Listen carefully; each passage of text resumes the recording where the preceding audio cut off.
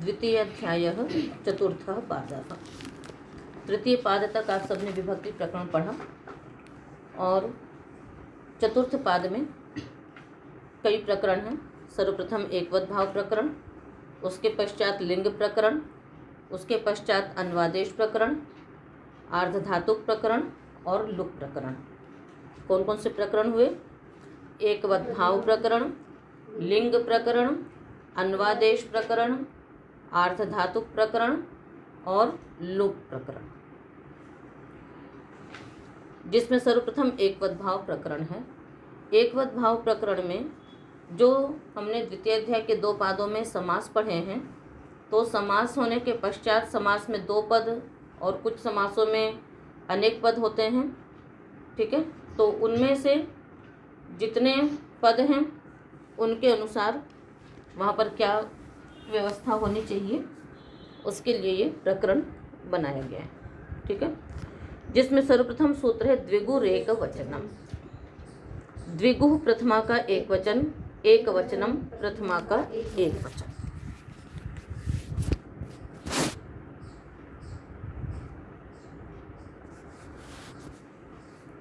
एकस्य वचनम एक वचनम, षष्ठी तत्पुरुष समास हो गया।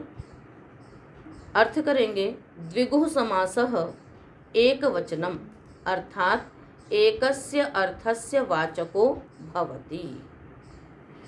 द्विगु समास एक वचन को प्राप्त होता है, अर्थात द्विगु समास एक अर्थक होता है, एक अर्थ का वाचक होता है। समास किया था संख्या पूर्व द्विगु से, द्विगु समास द्विगु संज्ञा होती है। किसकी होती है? जो तद्धितार्थोत्तर पद समाहारे च सूत्र में जो संख्या पूर्व वाला समास है उसकी द्विगु संज्ञा होती है। ठीक है, तो उसमें आपने उदाहरण बनाए थे समाहार वाले, पंचानाम पूलानाम समाहारः इति पंचपूली। ठीक है, अन्यत्र तो हो जाता है कि जैसा अभिधेय होता है उसके अनुसार वचन आ जाता है। जैसे राज्य पुरुष है, राजपुरुष है, एक पुरुष है तो एक वचन हो जाएगा। किंतु और तद्धितार्थोत्तर पद में भी जो तद्धितोत्पत्ति इत्यादि के हैं, तो जिस अर्थ में हमने प्रत्यय किया, तद्धित प्रत्यय ला रहे हैं, वो जितने को कहने वाला है उसके अनुसार विभक्ति और वचन की व्यवस्था हो जाती है। किंतु पंचानाम पूलानाम समाहार, 5 पूलों का समाहार। ठीक है, तो 5 पूल हैं तो क्या होना चाहिए? बहुवचन होना चाहिए। ठीक है, तो इसलिए यहाँ पर ये संदेह होता है कि यहाँ एक वचन हो अथवा बहुवचन हो, क्योंकि 5 पूल हैं। अष्टानाम अध्यायानाम समाहार, 8 अध्याय हैं तो बहुवचन भी हो सकता है। तो इसलिए यहाँ पर एकवद भाव की आवश्यकता होती है कि जो द्विगु समास है, और मुख्य रूप से कौन सा? जो समाहार द्विगु है, जो समाहार द्विगु है वह एकवद भाव को प्राप्त होता है, यानी वह एक अर्थ का वाचक होता है। ठीक है, तो अब जो समाहार हुआ वो एक हो गया, तो इस प्रकार से वो एक अर्थ का वाचक हो जाएगा। अतः इसी को कह दिया गया कि द्विगु समास एकवद भाव को प्राप्त होता है। तो सिद्धियां आप सबने पढ़ी हुई हैं। तद्धितार्थोत्तर पद समाहारे च में पंचपूली, दशपूली, ये सिद्धि आपको पढ़ाई जा चुकी है, इसलिए यहाँ पर हम सिद्धि नहीं करेंगे। बस इतना है कि एकवद भाव होगा, और एकवद भाव होने के कारण से यहाँ पर क्या आएगा? सु आएगा। और पंचपूली ङीप स्त्रीलिंग क्यों हो रहा है? हाँ, द्विगु से ङीप होगा, किंतु स्त्रीलिंग कैसे हो गया? 5 पूलों का समाहार, समाहार तो पुल्लिंग है या नपुंसक लिंग होगा। अकारांतोत्तर पद द्विगुः स्त्रियां भाष्यते। ठीक, शाबाश। तो अकारांत उत्तर पद वाला जो द्विगु है वो स्त्रीलिंग में होगा, इसलिए यहाँ पर स्त्रीलिंग हुआ, और स्त्रीलिंग होने से द्विगु सूत्र से ङिप प्रत्यय होकर के पंचपूली, दशपूली।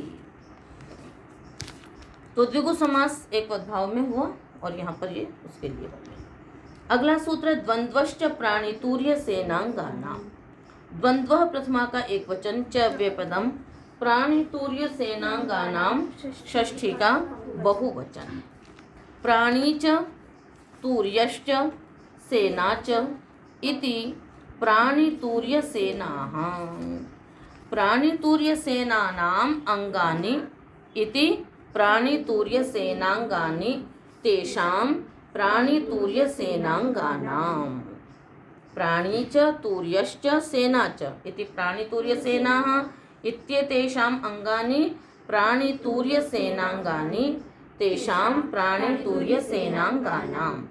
आपने सुना हुआ है द्वंद्वान्ते श्रूयमाणं पदम प्रत्येकमपि संबध्यते। पहले इतरेतर द्वंद्व किया था, उसके बाद अंग के साथ समास किया, तो द्वंद्व के अंत में जो पद है वो सबके साथ लगेगा। तो अब हम इसका अर्थ करेंगे सूत्र का।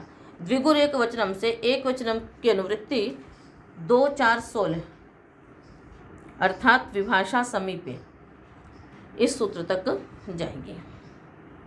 अर्थ होगा सूत्र का, प्राण्यंगानां तूर्यांगानां सेनांगानां च द्वंद्वः एकवत् भवति।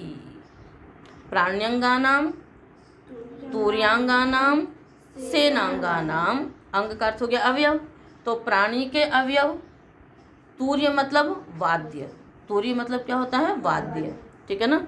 तो तूर्य अर्थात वाद्य के जो अंग हैं, अवयव हैं, तथा सेना के जो अवयव, ठीक है। तो प्राण्यंगवाची, तूर्यांगवाची और सेनांगवाची शब्दों का जो द्वंद्व समास है वह भी एकवत भाव होता है। तो द्वंद्व समास में भी 2 हैं पद, ठीक है। तो 2 में क्या होना चाहिए, द्विवचन होना चाहिए। बहुत है तो बहुवचन होना चाहिए, किंतु इसने कहा कि नहीं, यदि प्राणीवाची शब्दों का द्वंद्व समास है, वाद्यवाचियों का है अथवा सेनावाचियों का है, तो फिर उसमें क्या हो जाएगा, एकवत भाव ही रहेगा। और यहीं पर इस प्रकरण में जो एकवत भाव होता है द्वंद्व समास को, वही समाहार द्वंद्व हो जाता है। वही क्या हो जाता है, समाहार द्वंद्व हो जाता है। तो उदाहरण बनाएंगे। प्राण्यंग का है पाणी च पादौ च इति पाणिपादम। पाणी 2 हैं, पाद 2 हैं, 4 तो बहुवचन होना चाहिए, किंतु इसने कहा कि ये प्राणी के अवयव हैं, प्राणी के अंग हैं, अतः इसमें एक वचन ही रहेगा। तो प्राण्यंगानाम का उदाहरण हो गया तूर्य। इसी प्रकार से प्राण्यंग का है शिरश्च ग्रीवा च इति शिरोग्रीवम। तूर्यांग का है मार्दंगिकश्च पाणविकश्च इति मार्दंगिक पाणविकम। वीणावादक परिवादकम, ये तुर्यांग के हैं, वीणावादक परिवादकम। सेनांग के हैं रथिकाश्च अश्वारोहाश्च इति रथिकाश्वारोहम रथिकपादातम। ये तो आपने उदाहरण लिखिए। तो पाणिपादम में क्या हो गया, हाथ और पैर। तो ये जो एकवत भाव जब यहाँ पर होगा, उसके पश्चात एकवत भाव के अंत में एक सूत्र है स नपुंसकम, कि जिसको हमने एकवत भाव कर दिया वो सब क्या हो जाएंगे, नपुंसक लिंग में होंगे। इसलिए पाणिपाद कितने भी हैं, किसी भी लिंग के होंगे, पर वचन कौन सा होगा इसमें, नपुंसक लिंग, नहीं वचन एक वचन होगा और लिंग नपुंसक लिंग होगा। समाहार द्वंद्व में यही होता है, एक वचन और नपुंसक लिंग होता है। तो इस प्रकार से तो पाणी पाद हो गया, शिरोग्रीवम भी बन जाएगा, शिरश्च ग्रीवाच द्वंद्व समास 4 द्वंद्व से करेंगे, उसके पश्चात संधि करके शिरोग्रीवम बन जाएगा। वाद्यवाचियों का देखिए, मृदंगश्च है ना, मार्दंगिकश्च पाणविकश्च इति मार्दंगिक पाणविकम। तो पहले तो मार्दंगिक बनाएंगे। मृदंगः शिल्पम यस्य, शिल्प मतलब करिए, जो भी वाद्य बजाना है वो एक शिल्प है। शिल्प माने कला, तो किसी भी प्रकार का जो भी कला है वो सब क्या है, शिल्प के अंतर्गत आएगा। तो मृदंगम पर्ण्यम अस्य इति शिल्पम अस्य इति मार्दंगिकम, इनमें क्या हो गया, शिल्पम सूत्र है, शिल्पम सूत्र से इसमें ठक प्रत्यय हो जाता है। मृदंग बजाना कला है जिसका, तो ठक प्रत्यय हो के वृद्धि करके क्या बन गया, मार्दंगिक। इसी प्रकार पणव है ना, तो पणवः शिल्पम अस्य, पणव मतलब ढोल, और मृदंग जानते ही हैं। तो मृदंग और ढोल बजाने वाले जो होते हैं उनको क्या कहते हैं, मार्दंगिक, और ढोल बजाने वालों को क्या कहते हैं, पाणविक। और उन दोनों का द्वंद्व कर लिया, मार्दंगिकश्च पाणविकश्च इति मार्दंगिक पाणविकम। अब वीणावादक परिवादकम में आइए, वीणायाः वादकः इति वीणावादकः, नित्यम क्रीडा जीविकयोः से यहाँ पर समास हुआ वीणावादक में, षष्ठी तत्पुरुष, वीणायाः वादकः वीणावादकः। और दूसरा शब्द क्या है, परिवादक, है ना, ये भी एक प्रकार का वाद्य है, वंची बोलते हैं उसको हिंदी में। तो वीणावादकश्च परिवादकश्च इति वीणावादक परिवादकम, ठीक है।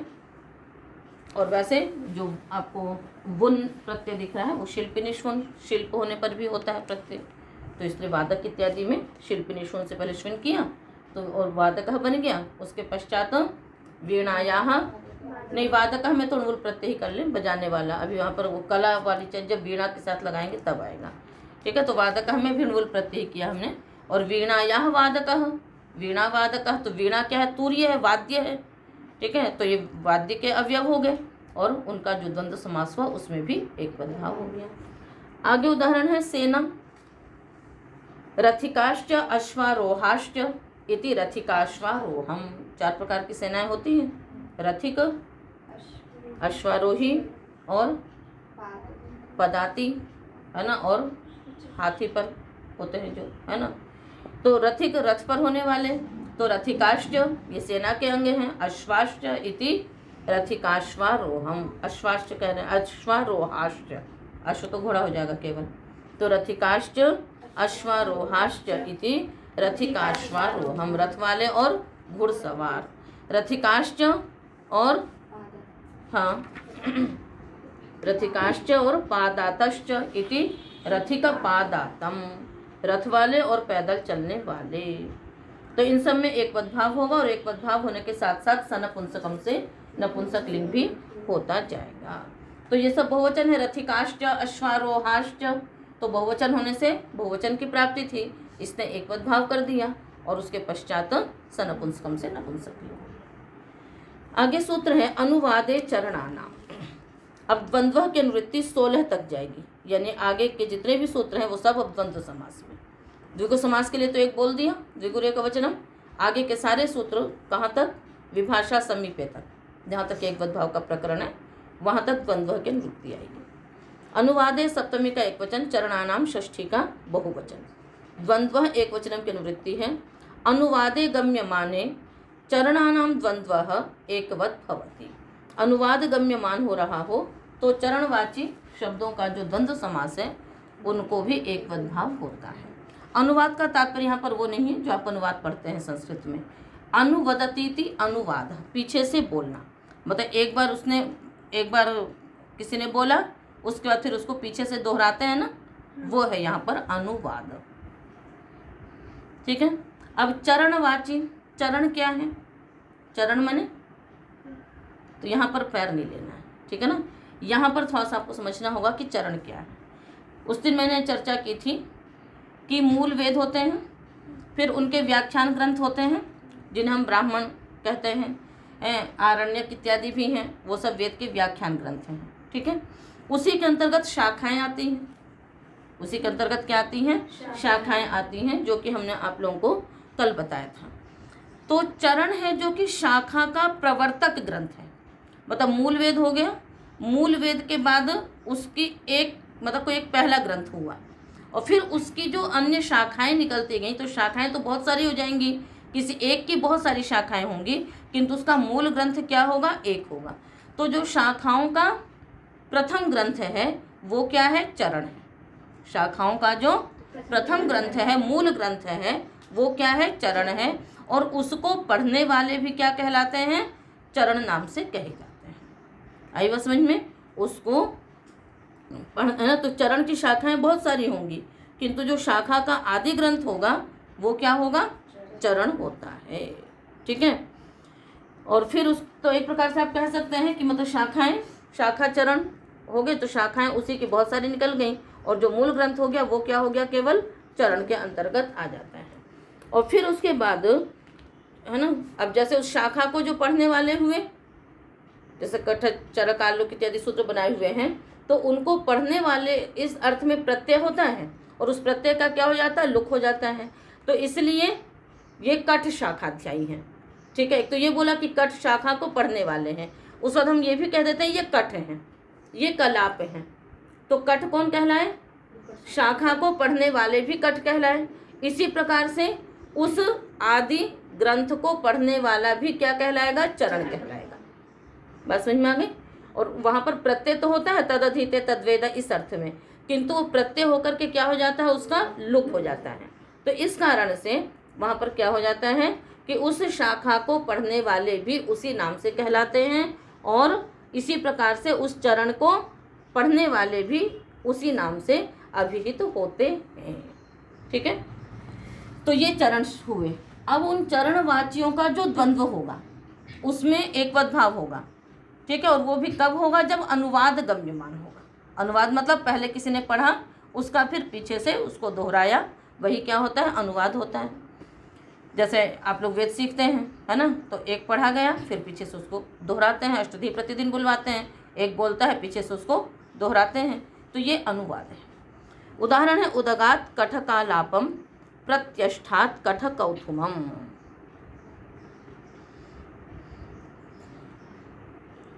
तो कठ, कालाप, कौथुम, शाकल, वाष्कल, वाजसनेय, चरक, है ना, ये सब क्या है? चरण हैं।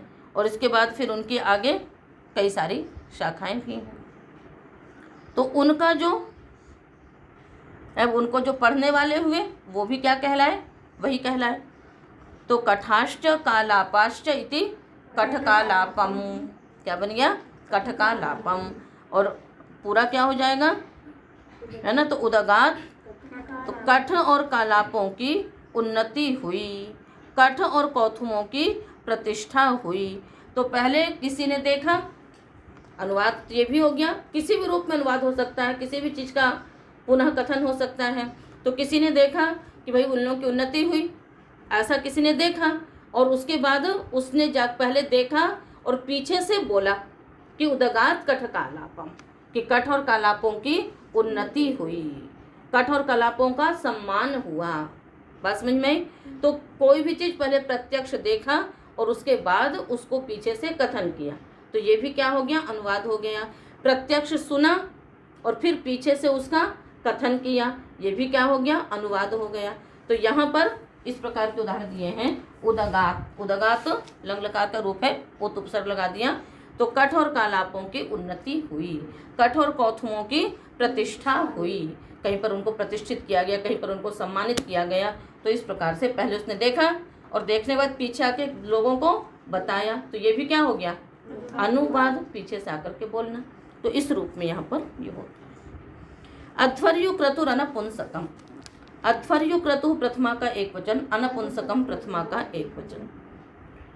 अध्वर्यो क्रतु, अध्वर्यु क्रतु षष्ठी तत्पुरुष, न नपुंसकम अनपुंसकम न तत्पुरुष।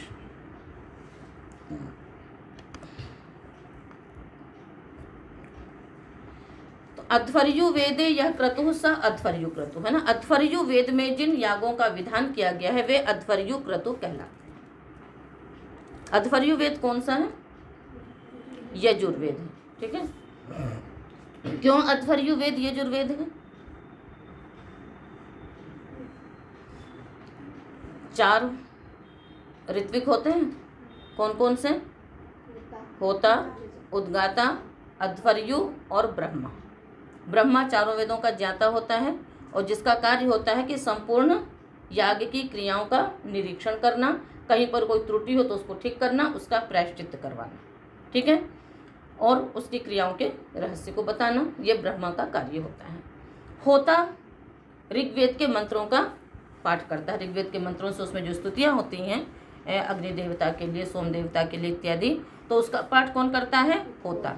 उद्गाता सामवेद के मंत्रों का गान करता है। याग में सारे होते हैं, है ना। ऋग्वेद के मंत्रों से शंसन भी होता है, सामवेद के मंत्रों से गान भी होता है। और ब्रह्मा तो निरीक्षण करता है और देखता है।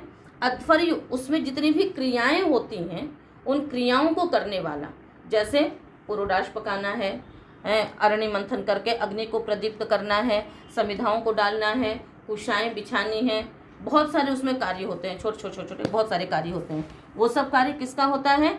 अध्वर्यु का। और उन कार्यों का जो वर्णन है वो किस में है? यजुर्वेद में है। तो अध्वर्यु का जो वेद, अध्वर्यु के कार्यों का जिसमें निर्धारण किया गया है वो क्या है? अध्वर्यु वेद हो गया। ठीक है, और उसको भी अध्वर्यु क्यों कहते हैं? दूसरा इसका कारण एक ये भी है कि अध्वरम युनक्ति इति अध्वर्यु। अध्वर का अर्थ क्या होता है? यज्ञ। ध्वरि हिंसायाम धातु से ध्वर शब्द बनेगा जिसका अर्थ होगा हिंसा। न ध्वर अध्वर, इसका अर्थ क्या हो जाएगा? जिसमें हिंसा न हो, यानी हिंसा रहित कर्म। तो यज्ञ एक ऐसा कर्म है जिसमें किसी प्रकार की हिंसा नहीं होती। और पुनरपि यजुर्वेद के मंत्रों से ही उनमें क्रियाओं का विनियोग किया गया है। विनियोग जानती है ना? विनियोग का मतलब होता है जिस मंत्र को बोल करके हम यज्ञ की कोई क्रिया करते हैं तो उस मंत्र का उस क्रिया में विनियोग है। जैसे सब समिधा वाले मंत्र पढ़ते हैं हम लोग, समिधाग्निम दुवस्येत इत्यादि, और उसको बोल करके हम समिधा डालते हैं तो समिधा वाले मंत्रों का समिधा डालने में विनियोग है। जल प्रसेचन करते हैं, ठीक है, तो उस समय जिन मंत्रों का हम पाठ पढ़ते हैं उन मंत्रों का उसमें क्या है? ये विनियोग है। आचमन करने के लिए इन मंत्रों का विनियोग है। तो जिन मंत्रों को बोल करके हम कोई क्रिया करते हैं उन मंत्रों का उसमें क्या किया गया है? विनियोग किया गया है। ठीक है, तो अध्वर्यु जितनी भी क्रियाएं करता है वो यजुर्वेद के मंत्रों से ही सारी क्रियाएं होती हैं। चाहे वो कुशा बिछाना हो, चाहे पात्रों का कुछ भी जो भी कार्य हैं उन सब में यजुर्वेद के ही मंत्रों के छोटे छोटे टुकड़े हैं, है ना, उनसे ही वो क्या करता जाता है? वो सारी क्रियाएं करता जाता है। अभी आपने इतना ही पढ़ा, आगे जब शतपथ ब्राह्मण इत्यादि पढ़ेंगे तो उसमें श्रोत सूत्र है, शतपथ ब्राह्मण है ना, तो इन सब में बताया हुआ है कि इतने से इस क्रिया को करना, इतना बोल के इस क्रिया को करना, इतने मंत्र से इतनी क्रिया को करना, इस प्रकार से उसमें है। तो यजुर्वेद के मंत्रों का ही विनियोग किया गया है। अब उसमें वेद के मंत्रों का अर्थ सही ढंग से समझा नहीं और उसमें क्या कर दिया? उन शब्दों का अर्थ इन्होंने पशुपरक लगा दिया। कहीं पर अश्व है, कहीं पर अजा है, कहीं पर अवि है, उन अर्थों को नहीं समझा और क्या कर दिया? उन अर्थों को पशुपरक लगा दिया। और पशुपरक लगाने से फिर वही पशुओं की बलि करने लगी। तो इतना तो सोचना चाहिए था इनको कम से कम कि जिस यज्ञ को हम अध्वर कह रहे हैं उस वेद को हम अध्वर्यु वेद कह रहे हैं, है कि यज्ञ कर्म में नियुक्त करने वाला जो वेद है उसमें हिंसा हो कैसे सकती है? अस्तु, तो अध्वर्यु समझ में आ गया आपको कि दो कारण हैं। एक तो अध्वर्यु है ना, अध्वरम युनक्ति, क्योंकि यज्ञ को वो जोड़ता है और यज्ञ में उन्हीं मंत्रों का विनियोग है, इसलिए भी वो अध्वर्यु वेद है। और अध्वर्यु जिन क्रियाओं को करता है ना, उन मंत्रों को बोल करके, तो इस कारण से भी वो अध्वर्यु वेद है। और सारे जो ये याग हैं, है ना, तो प्रायः करके इनमें है। तो अध्वर्यु क्रतु कौन हो गए? जिन यज्ञों का विधान अध्वर्यु वेद में है वो क्या हो गए? अध्वर्यु क्रतु। ठीक है, अब आगे चलिए। तथा अनपुंसक लिंगानाम अध्वर्यु क्रतुवाचिनाम शब्दानाम द्वंद्व समासः एकवद् भवति। अनपुंसक लिंगानाम, है ना, नपुंसक लिंग में नहीं होने चाहिए। कई यज्ञ ऐसे भी जो नपुंसक लिंग में हैं। तो अनपुंसक लिंगानाम अध्वर्यु क्रतुवाचिनाम शब्दानाम द्वंद्व एकवद् भवति। जैसे अर्काश्वमेधम,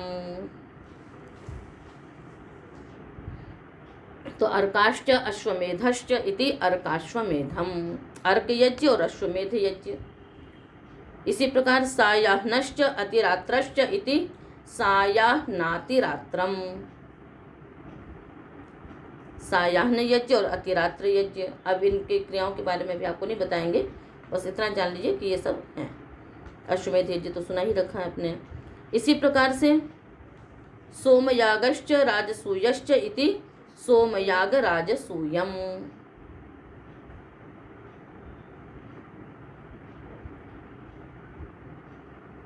तो सोमयाग और राजसूय यज्ञ, तो ये सब ये पुल्लिंग हैं, इसलिए अनपुंसक है ये, और अध्वर्यु क्रतु हैं। इनका जो द्वंद्व हो गया वो क्या हो गया?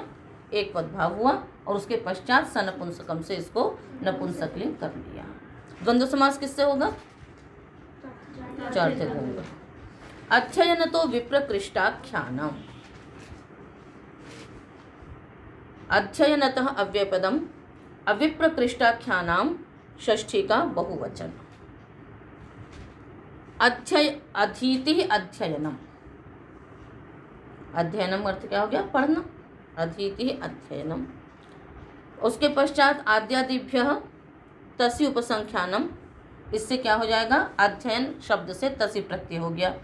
आद्यादिभ्यः तसी उपसंख्यानम ऐसे भी वार्तिक है, और तसी प्रकरण है आद्यादिभ्य उपसंख्यानम ऐसे भी है कि तसी के प्रकरण में आद्यादि शब्दों से भी उपसंख्यान होता है। तो अध्ययन शब्द से तसी प्रत्यय होकर अध्ययनतः बन गया। आगे न विप्रकृष्टा अविप्रकृष्टा, अविप्रकृष्टा आख्या येषाम ते अविप्रकृष्टाख्याः। यहाँ पहले न करेंगे फिर आगे करेंगे, और जगह हम लोग पहले अन्य समास करके न करते हैं, यहाँ विपरीत है। न विप्रकृष्टा अविप्रकृष्टा, अविप्रकृष्टा आख्या येषाम ते अविप्रकृष्टाख्याः तेषाम अविप्रकृष्टाख्यानाम।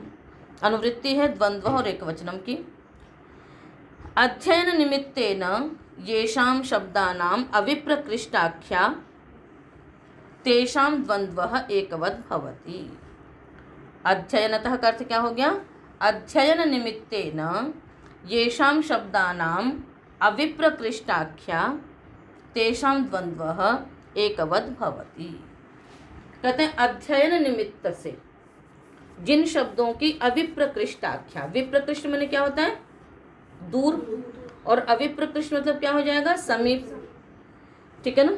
तो अध्ययन निमित्तक जो समीपवाची शब्द हैं, समीपवाची का मतलब आप ये मत ले लीजिएगा जो समीप अर्थ वाले हैं, अध्ययन निमित्तक जो समीप आख्या को कहने वाले शब्द हैं उनका जब द्वंद्व होगा तो एक पदभाव होगा। जैसे वैयाकरण नैरुक्तम, यह विप्रकृष्टाख्या है ना, व्याकरण के बाद निरुक्त पढ़ना।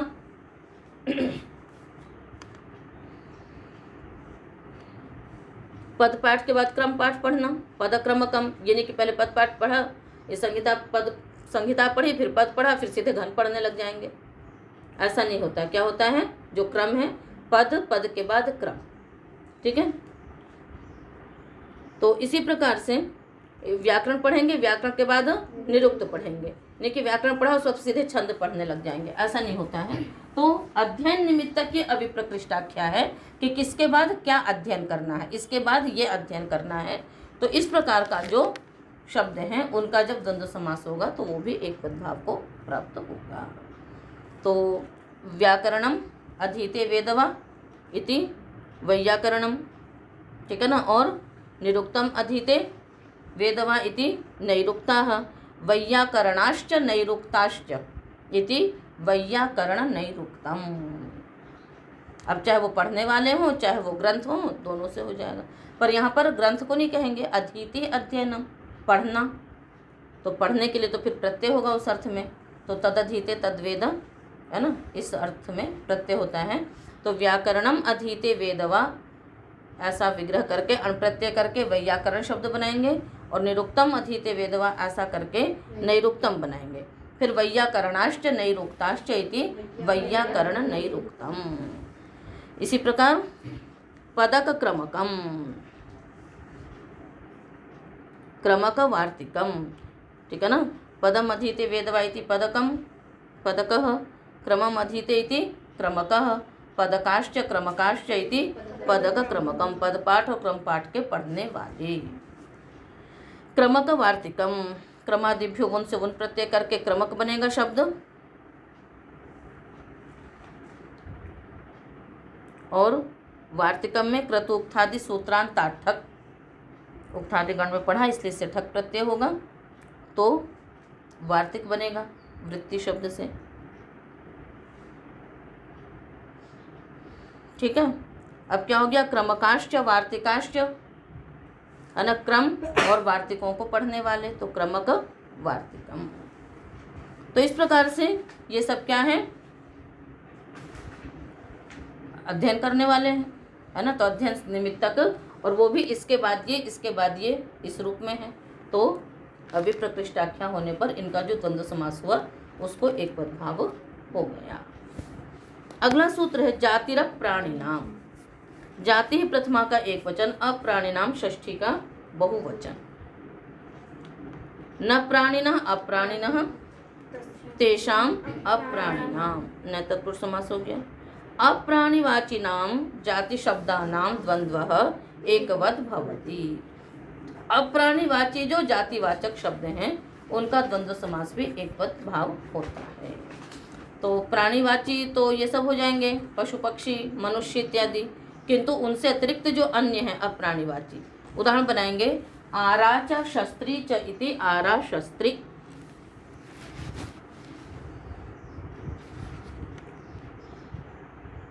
धानाश्च शष्कुलयश्च इति धाना शष्कुली, खट्वा च पीठम च इति खट्वा पीठम, घटश्च पटश्च इति घटपटम। सब जातिवाचक शब्द हैं। जातिवाचक शब्द कौन होते हैं? जातिवाचक शब्द वो होंगे कि एक शब्द को कहने से सबका बोध हो गया। तो घट कहने से सारे घटों का बोध होता है, पट कहने से सभी पटों का बोध होता है, ठीक है ना। इसी प्रकार से धानाह, यव, है ना, गोधूम, ये सब शब्द क्या है? जातिवाचक हैं। प्राणीवाचियों में भी गौ शब्द जातिवाचक है, अश्व जातिवाचक है। जब उसका हम किसी व्यक्ति उसमें कोई विशेष नाम लिख देंगे तब वो व्यक्तिवाचक हो जाएगा। वैसे ये सब क्या है? जातिवाचक हैं, ठीक है ना। एक श्लोक लिख लो, बाद में उसकी व्याख्या समझ में आएगी, अभी इसको याद कर लीजिएगा। आकृति ग्रहणा जाति ही, आकृति ग्रहणा जाति ही लिंगानां च न सर्वभाग, लिंगानां च न सर्वभाग, सर्वभाग सर्वं भजति इति सर्वभाग, सकृदाख्यात निर्ग्राह्या, सकृदाख्यात निर्ग्राह्या, गोत्रं च चरणैः सह, गोत्रम च चरणैः सह, ठीक है। एक बस आप समझ सकते हैं कि आकृति ग्रहणा जाति, एक शब्द के उच्चारण से उस प्रकार के सभी आकृति वाले पदार्थों का जब ग्रहण हो जाता है तो वो जाति शब्द होता है। तो घट कहने से ऐसा तो नहीं कि केवल इस कमरे में जो घड़ा रखा उसका ग्रहण होगा, घट कहने से सारे घटों का ग्रहण होगा, पट कहने से सभी पटों का ग्रहण होगा।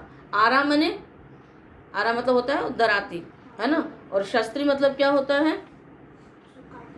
जिससे हम उसको, है ना, वही दरात और आरी है। तो जो भी इस प्रकार की चीजें हैं तो उसको कहने से, लवित्र कहने से एक ही लवित्र का बोध होगा जो आपके कमरे में रखा हुआ है? नहीं, लवित्र कहने से सारे लवित्र का बोध होगा। तो ये सब शब्द क्या माने जाएंगे? जातिवाचक। किंतु प्राणी वर्जित हैं, प्राण तो है नहीं इनमें, इसलिए ये अप्राणीवाची जातिवाचक शब्द हैं। समझ में आ गया? तो इस बार से खटवा कहने से सारे खटवाओं का ज्ञान हो गया, तो वो भी क्या है? जातिवाचक है, ठीक है।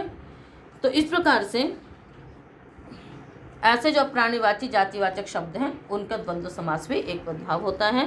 तो आरा च शस्त्री च इति आरा शस्त्री, जब नपुंसकलिंग हो जाएगा तो ह्रस्व नपुंसक के प्रातिपदिकस्य से ह्रस्व हो जाएगा। ऐसी धाना शष्कुली, यहाँ पर भी ह्रस्व हो गया। खट्वा च पीठम च इति खट्वा पीठम, घटश्च पटश्च इति घटपटम।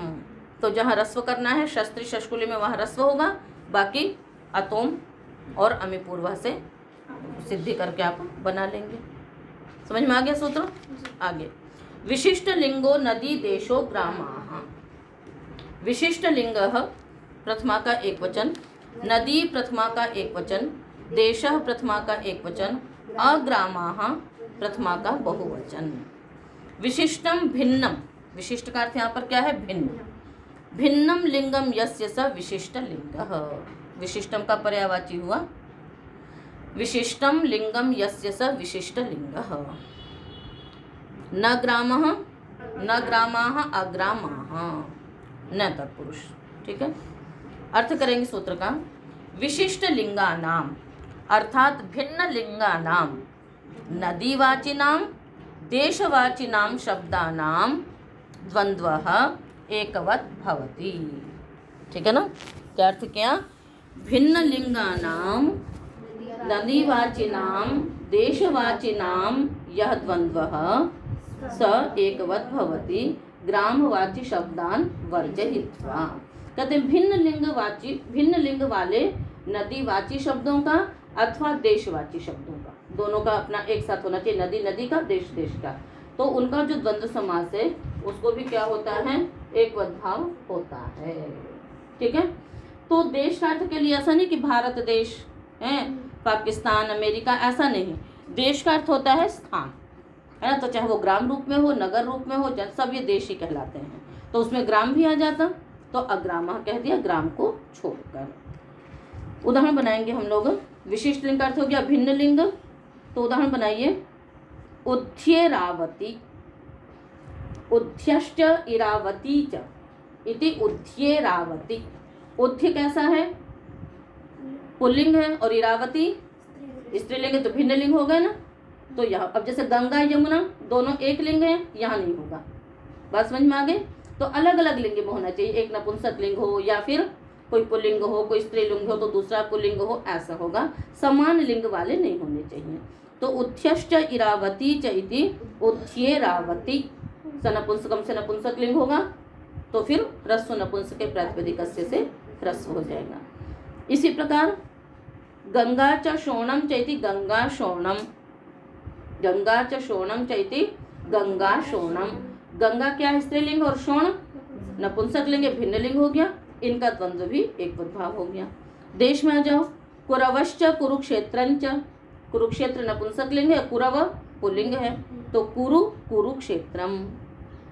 कुरवश्च कुरु जांगलश जांगलंच इति कुरु कुरु जांगलम। तो उद्ध्य और इरावती है ना, इरावती नदी अभी जो प्रसिद्ध है वो उज्ज नाम की नदी से प्रसिद्ध है, जम्मू में है वो। ठीक है। और इरावती रावी नदी, रावी नदी कहाँ है, लाहौर। ठीक है ना। तो ये भिन्न लिंग वाले हैं, उधर देशवाची शब्द, उधर नदीवाची शब्द हैं। तो इनका द्वंद्व भी क्या होगा, एक भाव हो जाएगा। आगे चलिए, क्षुद्र जंतवः। क्षुद्र जंतवः प्रथमा का बहुवचन। क्षुद्राश्च ते जंतवश्च इति क्षुद्र जंतवः। यहाँ पर षष्ठी तत्पुरुष कौन सा समास हो गया, ये कर्मधारय है ना, कि वही क्षुद्र है और वही जंतु है। कर्मधारय हो गया, द्वंद्व है, कुचरम की निवृत्ति आ रही है। अर्थ करेंगे, क्षुद्र जंतुवाचिनाम शब्दानाम द्वंद्वः एकवद भवति। क्षुद्रवाची क्षुद्र जंतुवाची शब्दों का जो द्वंद्व समास है वह एकवद भाव को होता है, उसको एकवद भाव हो जाता है। उदाहरण है, यूकाश्च लिक्षाश्च इति यूका लिक्षम।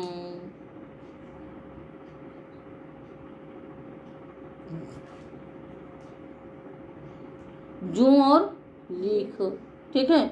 इसी प्रकार से दंशश्च, एक वचन तो क्या होगा, दंशाश्च मशकाश्च इति दंश मशकम। कीटाश्च पिपीलिकाश्च इति कीट पिपीलिकम। तो यूकालिक्षम जू और लीख, दंश मशकम वही खटमल और मच्छर, कीट पिपीलिकम कीड़ी और चींटी। तो इन सब का द्वंद्व समास हुआ। अब यहाँ पर विचार ये करना है कि क्षुद्र जंतु का आधार क्या है आपका। क्षुद्र मतलब छोटे, है ना। तो क्षुद्र जंतु का आधार क्या है, तो आप किसको क्षुद्र जंतु लेंगे। ठीक है ना। तो फिर कहते हैं, इसके लिए एक श्लोक लिखो। क्षुद्र जंतुरनस्थिः स्यात्, क्षुद्र जंतुरनस्थिः स्यात् अथवा क्षुद्र एव यः, अथवा क्षुद्र एव यः शतं वा प्रसृतौ येषां, शतं वा प्रसृतौ येषां केचित् आनकुलादपि, आनकुलादपि। क्षुद्र जंतु, क्षुद्र जंतु उनको कहेंगे जो अनस्थि, जिनमें हड्डी नहीं होती है। बहुत सारे ऐसे जानवर है ना, ऐसे प्राणी हैं छोटे छोटे जिनमें हड्डी नहीं होती है। तो या तो जो अनस्थि ही उनको क्षुद्र जंतु, तो कुछ लोग ऐसा मानते हैं। कुछ का कहना है कि अथवा जो क्षुद्र है, क्षुद्र मतलब जो क्षोतव्य, मतलब हाथ से मसला और मसल गए बेचारे हैं, तो वो क्षुद्र हो गए। अथवा कहते हैं शतम व प्रसृतौ येषां, है ना, अंजलि में ले लीजिए और कम से कम 1000 से अधिक, 100 से अधिक आ जाएं, है तो चूहे वगैरह तो आएंगे नहीं आपके एक अंजलि में। है, तो ये युका लिक्ष इत्यादि सब आ सकते हैं एक अंजलि में बहुत सारे। तो प्रस्तुतौ अर्थात है ना, एक अंजलि करने पर जितने कम से कम 100 और 100 से अधिक आ जाएं, ऐसे जो छोटे छोटे जंतु हैं वो क्षुद्र कहलाएंगे। और केचित आनकुला तपी, और कुछ का है क्या कि नेवला, नेवला देखा ना आजकल विद्यालय में बहुत घूमता है, तो नकुल पर्यंत जो भी मतलब छोटे छोटे जंतु हैं वहां तक उतनी आकृति वाले वे सब क्षुद्र जंतु कहला सकते हैं। ठीक है, तो ये सब क्षुद्र जंतु के अंतर्गत आ गए। तो युका लिक्षम तो सभी में आ गए, इसलिए इन्होंने ऐसे उदाहरण दे दिए ने कि युकाश्च लिक्षाश्च इति युका लिक्षम है। तो इन सब का जो द्वंद्व समास होगा वो भी एक पद भाव होगा, क्योंकि तो बहुत सारे हैं, बहुत सारे होने पर बहुवचन होना चाहिए था, किंतु यहाँ पर एक वचन हो गया। और फिर वही सनपुंसकम से इनको क्या हो जाएगा, नपुंसकलिंग होगा। ठीक है, तो इस प्रकार से ये एक पद भाव प्रकरण चल रहा है। आज के पाठ में इतना ही, शेष आगे।